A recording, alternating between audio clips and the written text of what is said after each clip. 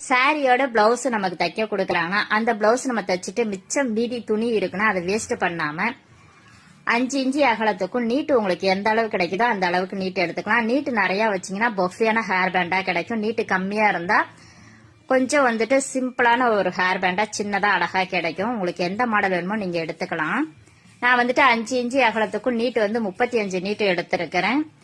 2 கார்னர்லயும் 1/4 inch நம்ம வந்துட்டு மடிச்சு தச்சுக்கலாம். நம்ம 2ஆ மடிச்சு 1 இன்ச்சு கேப் விட்டு நம்ம நீட்டா தையல் போட்டுக்கலாம். மேல 1 இன்ச்சு நம்ம கேப் விட்டு தைக்கும் பொழுது அதே போல கீழையும் நம்ம 1 இன்ச்சு கேப் விட்டு முடிச்சுக்கலாம். ஒரு ஊக்கு ஒண்ணு நம்ம குத்திக்கிட்டு பிசுறு எல்லாம் உள்ள போகிற அளவுக்கு நல்ல பக்கம் மேல கொண்டு வர்றதுக்காக உள்ள நம்ம எல்லாத்தையும் கொண்டு யூட்டர்ன் பண்ணி நம்ம நல்ல பக்கமா மேல எடுத்துக்கலாம். நம்ம 2 சைடு கார்னரை மடிச்சு தச்சிருக்கிறத 2 கார்னரையும் ஒண்ணு சேர்த்து 2 தையலும் நல்லா ஸ்ட்ராங்கான தையலா போட்டு எடுத்துக்கலாம்.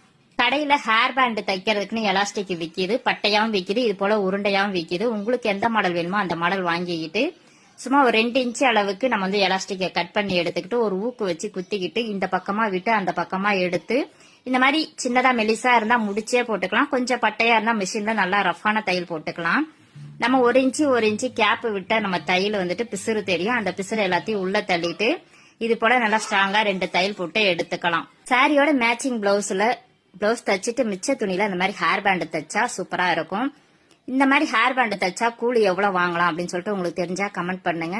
இந்த ஹேர் பேண்ட் எப்படி இருக்குன்னு சொல்லிட்டு எனக்கு கமெண்ட் பண்ணுங்க. யாருக்கெல்லாம் இது போல மேட்சிங் ஹேர் பேண்ட் தைக்கிறதுக்கு பிளவுஸ் வருதுன்னு சொல்லுங்க.